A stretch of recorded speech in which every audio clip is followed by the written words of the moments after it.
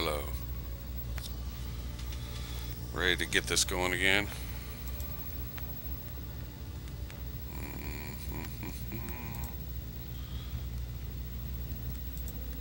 Hey guys, sorry about the technical difficulty. We left off Act 1, Scene 4, no, the end of Scene 3, where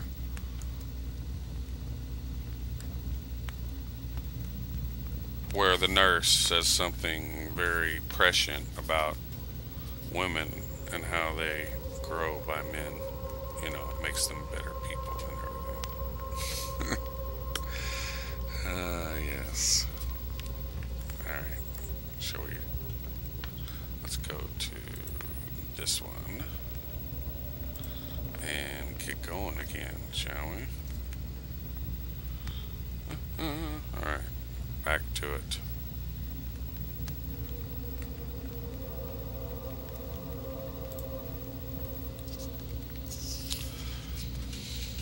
No less, nay bigger. Women grow by men. Speak briefly. Can you like of Paris's love? I'll look to like if looking liking move. But no more deep will I dart mine eye than your consent gives strength to make it fly. Entering, serving man. Madam, guests are come, supper served up, you called my young lady asked for, the nurse cursed in the pantry, and everything in extremity. I must hence to wait, I beseech you. Follow straight. We follow thee, serving man exits. Juliet, the county stays. No, girl, seek happy nights to happy days. They exit. Scene 4. Enter Romeo, Mercutio, Benvolio, with 5 or 6 other maskers, torchbearers, and a boy with a drum. What shall the speech be spoke for our excuse? Or shall we on without apology? This state is out of such prolixity. We'll have no Cupid hoodwinked with a scarf, bearing a Tartar's painted bow of lath, scarring the ladies like a crow-keeper, nor do, without book prologue, faintly spoke after the prompter for our entrance. But let them measure us by what they will. We'll measure them a measure and be gone. Give me a torch. I am not for this ambling. Being but heavy, I will bear the light. Nay, gentle Romeo, we must have you dance. Not I, believe me. You have dancing shoes with nimble soles. I have a soul of lead, so stakes me to the ground. I cannot move. You are a lover, borrows Cupid's wings, and soar with them above a common bound. I am too sore and pierced with his shaft, too sore with his light feathers, and so bound, I cannot bound a pitch above dull woe. Under love's heavy burden do I sink. And to sink in it, should you burden love, too great oppression for a tender thing. Is love a tender thing? Is it too rough, too rude, too boisterous, and it prickles like thorn? If love be rough with you, be rough with love. Prick love for pricking, and you beat love down. Give me a case to put my visage in, a visor for a visor. What care I what curious eye doth coat deformities? Here are the beetle brows shall blush for me. Come, come, and enter, and no sooner in, but every man betake him to his legs. A torch for me. Let wantons light of heart tickle the senseless rushes with their heels, for I am proverbed with a Grandshire phrase. I'll be a candle holder and look on. The game was ne'er so fair, and I am done. Tut! Done's the mouse? The constable's own word. If thou art done, we'll draw thee from the mire. Or saved your reverence, love, wherein thou stickest up to the ears. Come, we burn daylight. Ho! Nay, that's not so. I mean, sir, in delay. We waste our lights in vain. Lights by day. Take our good meaning, for our judgment sits 5 times in that air once in our 5 wits. And we mean well in going to this mask, but 'tis no wit to go. Why, may one ask? I dreamt a dream tonight, And so did I. Well, what was yours? That dreamers often lie. In bed asleep while they do dream things true. Oh, then I see Queen Mab hath been with you. She is the fairy's midwife, and she comes in no shape bigger than an agate stone on the forefinger of an alderman, drawn with a team of little atomies over men's noses as they lie asleep.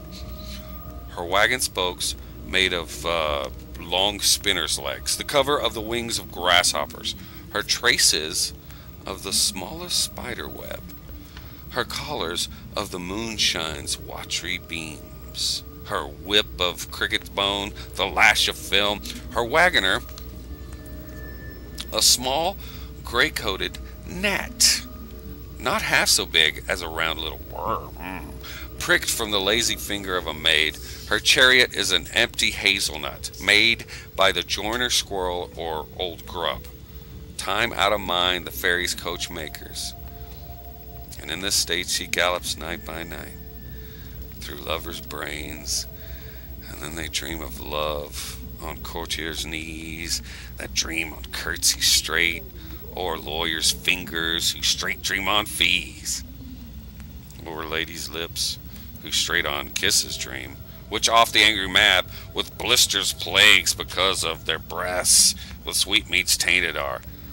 Sometimes she gallops o'er a courtier's nose, and then dreams he of smelling out a suit.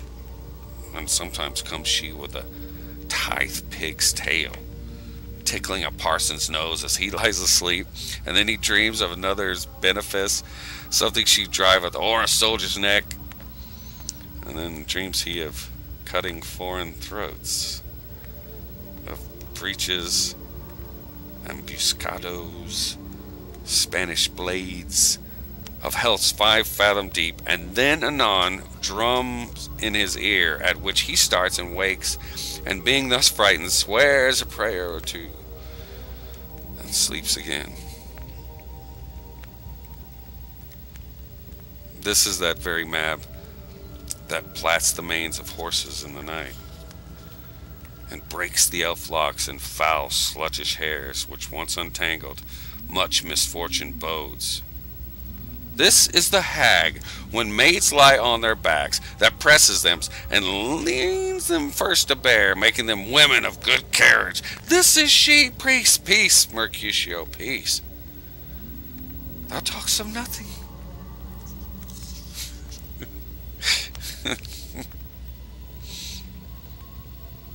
True. I talk of dreams, which are the children of an idle brain, begot of nothing but vain fantasy, which is as thin of substance as the air, and more inconsistent than the wind. Who woos e'en now the frozen bosom of the north, and being angered, pulls away from thence, turning his side to the dew-dropping south.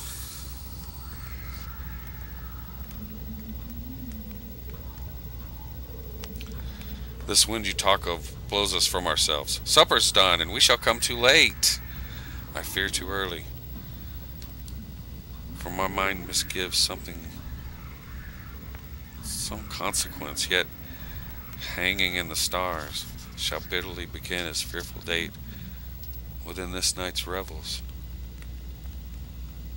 expire the term of a despised life, closed in my breast by some vile forfeit of untimely death.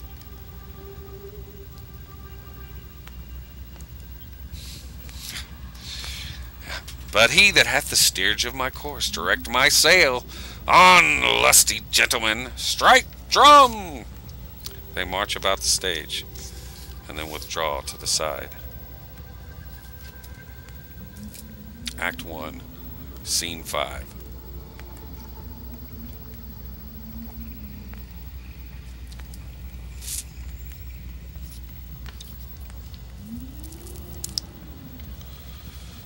We appear to be at the House Capulet. Serving men come forth with the napkins. First serving man. Where's Pot Pan that he helps not to take away? He shift a trencher, he scrape a trencher. Second serving man. When good manners shall lie all in one of the two men's hands, and they unwashed too, 'tis a foul thing. Away with the joint stools, remove a cork cupboard, look to the plate. Good. Thou say me a piece of marchpane, and as thou loves me, let the porter let in Susan Grindstone and Nell, Antony and Pot Pan. Aye, boy, ready. You are looking for and called for, asked for and sought for in the great chamber. We cannot be here and there too. Cheerly, boys. Be brisk a while, and the longer liver take all. They move aside. Enter Capulet, old man Capulet and his household.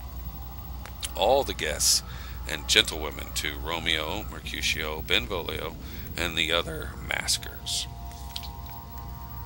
Capulet. Welcome, gentlemen. Ladies that have their toes unplagued with corns will walk about with you. Ah, my mistresses, which of you all will now tonight's dance? She that makes dainty, she, I'll swear, hath corns, and I come near you now. Welcome, gentlemen. I have seen the day that I have worn a visor, and could tell a whispering tale in the fair lady's ear, such as would please. 'Tis gone, 'tis gone, 'tis gone. You are welcome, gentlemen. Come. Musicians, play. Musicians, play. So we have some music in the house. Alright.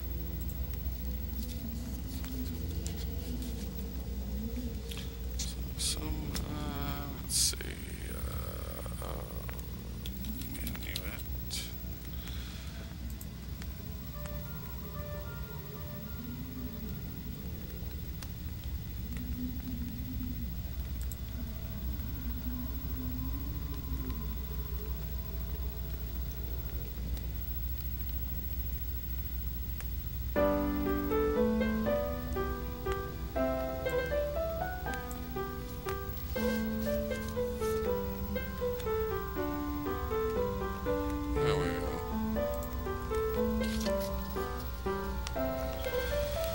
A hole, give room, and foot it, girls, more like you knaves, and turn the tables up, and quench the fire, the room has grown too hot.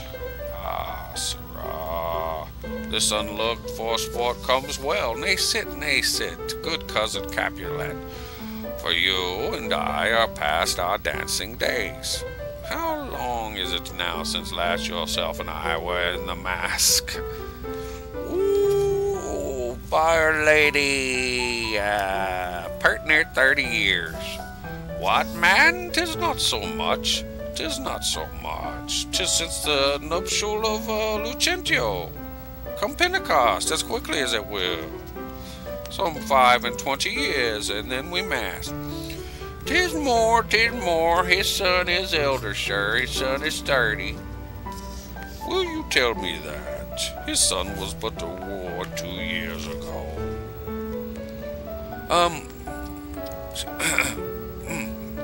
What lady's that which doth enrich the hand of yonder knight? I know not, sir. Oh, he sees her. Oh, she doth teach the torches to burn bright. It seems she hangs upon the cheek of night as a rich jewel in an Ethiop seer. Beauty too rich.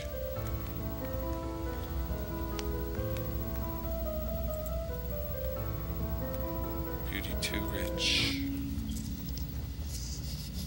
For earth too dear. She shows a snowy dove trooping with crows, as yonder lady o'er her fellow shows. The measure done, I'll watch her place of stand, and touching hers, make blessed my rude hand. Did my heart love till now? Forswear its sight, for I ne'er saw true beauty till this night. This By his voice should be a Montague. Fetch me my rapier, boy. That's Tybalt. What dares the slave come hither covered with an antic face to fleer and scorn at our solemnity? Now by the stock and horror of my kin, to strike him dead I hold it not a sin. Why, how now, kinsman? Wherefore storm you so? Uncle, this is a Montague, our foe, a villain that is hither come in spite to scorn all our solemnity this night. Young Romeo, is it? 'Tis he, that villain Romeo.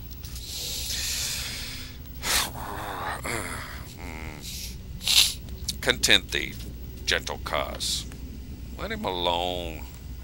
He bears him like a portly gentleman, and to say truth, Verona brags of him to be a virtuous and well-governed youth.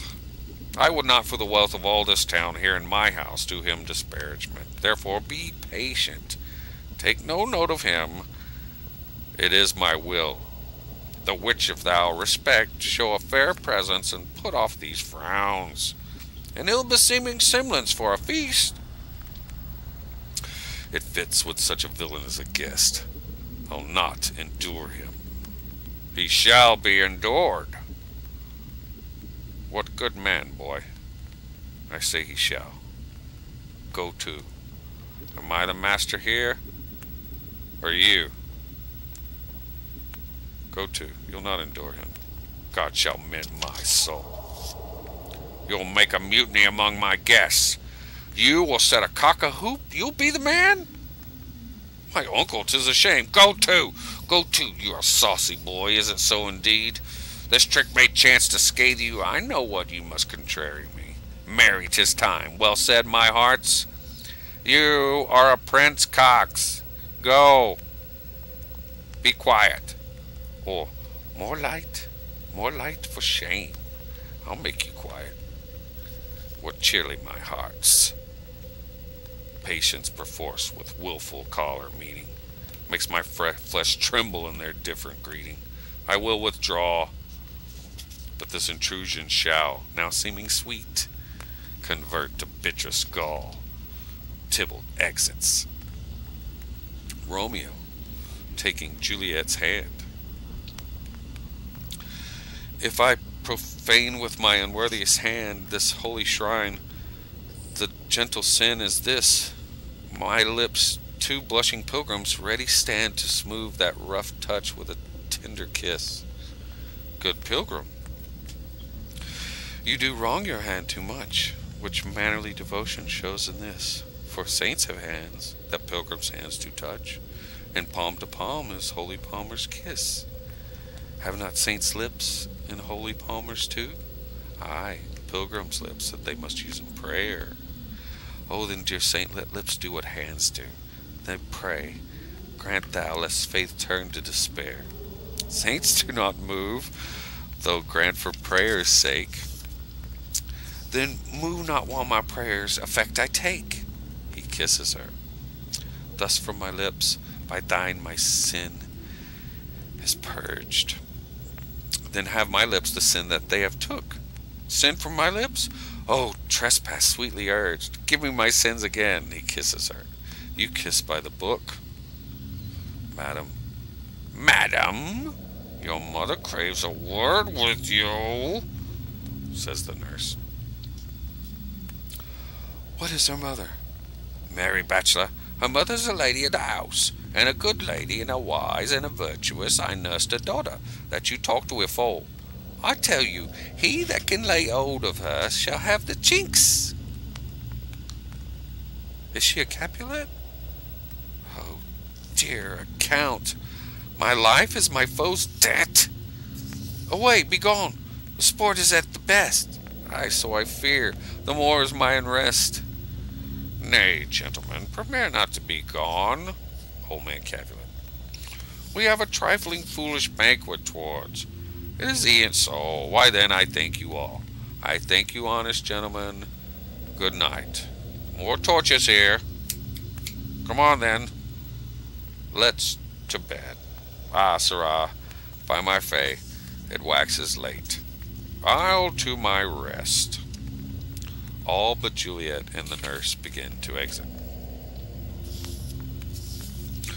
Come hither, nurse.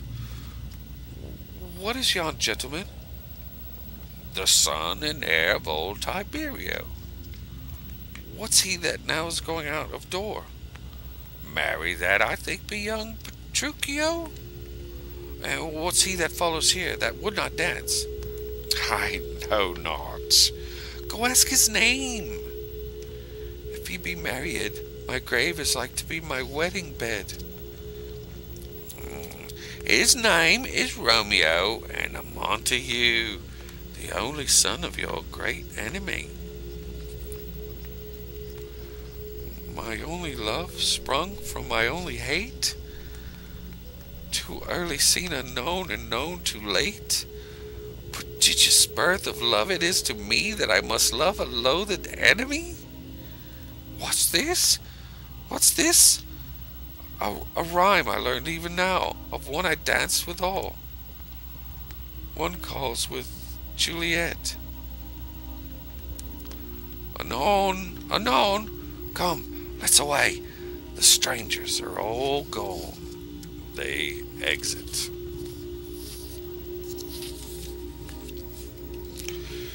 Act 1. That's it. Alright, guys. Only one power down. I think it went well. We will do Act 2 at a later date. I take my leave of you for now. I hope you enjoyed the show. Sorry about the power outing. And next time on Shakespeare Radio. Malvolio Twitch. Later.